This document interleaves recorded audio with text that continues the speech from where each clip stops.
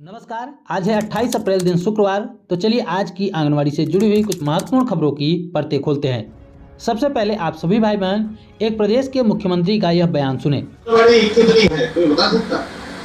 9 आंगनवाड़ी और एक मिनी आंगनवाड़ी। ठीक है, तो मेरा कहना है कि आंगनवाड़ियों की संख्या अच्छी है, लेकिन अपने परिवारों के बच्चे से वहाँ जाने चाहिए। अगर बच्चे कम जाएंगे तो फिर आंगनवाड़ियों का फायदा नहीं है।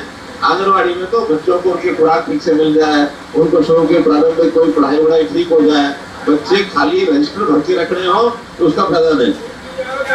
अच्छा ये बताओ गांव के जो लोग चाहते हैं कि आंगनवाड़ियां चलनी चाहिए, वो आप खड़े करो। ऐसा बता दे, जो खड़े कर रहे हैं उनको देखना तो मुझे। अरे आपसे पूछूंगा, मना वालों को भी पूछूंगा। पहले जो चाह रहे हैं कि चलनी चाहिए, पहले वो हाथ खड़े करो। 1 2 3 4 5 करो। अब जो चाहते हैं आंगनवाड़ियां नहीं चलनी चाहिए, वो हाथ खड़े करो। इस गांव के इंक्वायरी मार करता हूँ कि ये कितना राशन लाते हैं, कितना बांटते हैं और कितना अपने पास रख रहा है। पहले एक गाँव बहन की जो इंक्वायरी है, एडीसी साहब आप पर्सनली एक ऑफिसर को साथ लेकर के और इसकी बहन गांव की इंक्वायरी कराएंगे। अगर आप यहाँ एडीसी हैं तब तो कराएंगे, अगर कल को आप एडीसी यहाँ नहीं रहे और बाहर चले गए तो भी इस इंक्वायरी को करके जाना। ये पर्सनल आपकी जिम्मेदारी है। देखिए, तो इस वीडियो में आपने सुना कि मुख्यमंत्री जी लोगों से बातचीत कर रहे हैं और बातचीत करने के दौरान उनसे पूछ रहे हैं कि आप में से कितने लोग चाहते हैं कि आंगनवाड़ियाँ बंद हो जाएं। अब इसी बयान को लेकर लोग कोट कर रहे हैं कि मुख्यमंत्री जी आंगनवाड़ी केंद्रों को बंद करना चाहते हैं और एक राज्य में अगर बंद हो जाएंगे आंगनवाड़ी केंद्र तो अन्य राज्यों में भी धीरे धीरे करके बंद कर दिए जाएंगे। लेकिन इस बयान के पीछे का इंटेंशन समझना ज़्यादा ज़रूरी है। अगर मैं कहूँ आपसे कि आप लोग अगर खाना नहीं खा रहे हैं तो मैं खाना बनवाना बंद कर देता हूँ, तो क्या इसका मतलब यह हुआ कि मैं आप सभी को खाना नहीं देना चाहता या फिर खाना नहीं बनवाना चाहता? नहीं, इसका मतलब यह हुआ कि आप लोग खाना खाइए। अगर नहीं खाएंगे तो खाना बनवाने का मतलब क्या है? ठीक उसी प्रकार से मुख्यमंत्री जी ने भी कहा है कि अगर आंगनवाड़ी केंद्रों पर बच्चे नहीं आ रहे हैं, पोषाहार नहीं मिल रहा है, तो फिर आंगनवाड़ी केंद्रों को बंद कर देना चाहिए। और वैसे भी आंगनवाड़ी केंद्र सरकार की योजना है और इसे बंद करने का अधिकार भी केंद्र सरकार के पास है। राज्य सरकार इसे इस तरीके से बंद नहीं कर सकती और न ही राज्य सरकार आंगनवाड़ी कार्यकर्ताओं को सरकारी कर्मचारी का दर्जा दे सकती है। तो फालतू अफवाहों से आप लोगों को बचना है। अब इसके पहले भी इस खबर को हमने आपको बताया था, जिसमें मैंने कहा था कि मुख्यमंत्री जी के मैं इस बयान की पुष्टि नहीं करता हूं क्योंकि मैंने इस बयान को नहीं सुना है। फिर बहन सुमन राजपूत जी हैं, उन्होंने हमारे पास ये वीडियो भेजी। मैंने इस वीडियो को ध्यान से सुना और इसके पीछे की सच्चाई को समझने की कोशिश की और शायद आप लोग भी इस बात को समझ चुके होंगे। तो आप अन्य किसी भी मुद्दे को लेकर, किसी भी मांग को लेकर आंदोलन कर सकते हैं, प्रदर्शन कर सकते हैं, यह आपका संवैधानिक अधिकार है, किसी को कोई भी आपत्ति नहीं होगी। किंतु झूठे अफवाहों से आप सभी को बचना है। एक खबर की हेडलाइन देखिए कि आंगनवाड़ी कार्यकर्ताओं को मिलेगा मानदेय। उसके बाद यहाँ पर इस खबर में नीचे आएंगे तो यहाँ पर देख सकते हैं कि सरकार ने चुनाव से पहले पूरा किया वादा, आदेश जारी। तो सरकार ने कौन सा वादा पूरा किया है, आइए पूरी खबर को विस्तार से पढ़ के देखते हैं और इसके पीछे की सच्चाई का भी पता लगाते हैं। तो सबसे पहले पूरी खबर को डिटेल से पढ़कर देखते हैं। मध्य प्रदेश की यह खबर है, भोपाल में खबर प्रकाशित की गई। लिखा गया है कि मध्य प्रदेश में विधानसभा चुनाव से पहले आंगनवाड़ी कार्यकर्ताओं को सरकार ने बड़ी राहत देते हुए उनकी मांगों को पूरा कर दिया है। दरअसल आंगनवाड़ी कार्यकर्ताओं ने सरकार से समय पर मानदेय जारी करने की मांग की थी, जिसे पूरा करते हुए महिला एवं बाल विकास विभाग ने आदेश जारी कर दिया है। जारी आदेश के अनुसार आगामी माह से यानी कि अगले महीने से आंगनवाड़ी कार्यकर्ताओं को मानदेय समय से दिया जाएगा। बता दें कि कई जिलों में आंगनवाड़ी कार्यकर्ताओं को अतिरिक्त मानदेय नहीं मिल रहा था। महिला बाल विकास विभाग ने जिला कार्यक्रम में अधिकारियों को इसके लिए निर्देश दे दिए हैं। दरअसल आंगनवाड़ी कार्यकर्ताएं लंबे समय से अपना मानदेय बढ़ाने के लिए सरकार से संघर्ष करती हुई नजर आ रही थी। आंगनवाड़ी कार्यकर्ताओं का कहना था कि उन्हें घर चलाने में कई परेशानियों का सामना करना पड़ रहा है और लगातार बढ़ती महंगाई के कारण अब वह अपने बच्चों को शिक्षित नहीं कर पा रही। ऐसे में उनका मानदेय बढ़ाया जाना चाहिए। तो यहाँ पर यह बात तो लिखी गई है कि आंगनवाड़ी कार्यकर्ताओं की मांगों को पूरा कर दिया गया है, लेकिन ये नहीं बताया गया है कि कौन सी मांगों को पूरा किया गया है। आंगनवाड़ी कार्यकर्ताओं की प्रमुख मांग ये कभी नहीं थी कि आंगनवाड़ी कार्यकर्ताओं का मानदेय समय से नहीं मिलता। उनका मानदेय समय से नहीं मिलता एक समस्या है, इसको सरकार को पूरा करना चाहिए। ये कोई मांग नहीं होती, ये आंगनवाड़ी कार्यकर्ताओं का हक है। उनकी मांग ये थी कि आंगनवाड़ी कार्यकर्ताओं के मानदेय को बढ़ाया जाए, उनके लिए जो भी तमाम सुविधाएं होती हैं, चाहे वो ग्रेच्युटी की सुविधा हो, चाहे पेंशन की सुविधा हो, अन्य तमाम प्रकार की सुविधाएं उनको दी जाए, और तमाम और भी मांगे थी जिस मांग को लेकर आंगनवाड़ी कार्यकर्ताएं प्रदर्शन कर रही थी।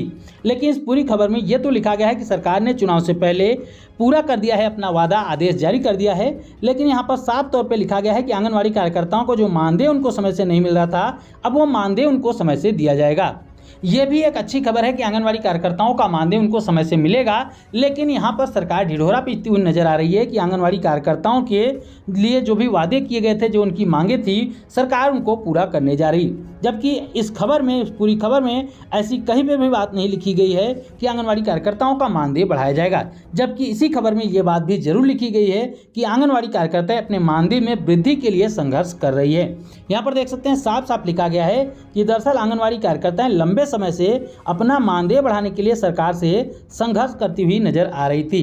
इस बात को लेकर यहाँ पर मंत्री जी ने आश्वासन भी दिया था कि आंगनवाड़ी कार्यकर्ताओं की मांगों को पूरा किया जाएगा। उसके बाद से ही आंगनवाड़ी कार्यकर्ताएं अपने काम पर वापस लौटी थी, क्योंकि पिछले 2 महीने से आंगनवाड़ी कार्यकर्ताएं लगातार प्रदर्शन कर रही थी, अपने काम काज को बंद कर रखी थी, विभाग के किसी भी काम को नहीं कर रही थी।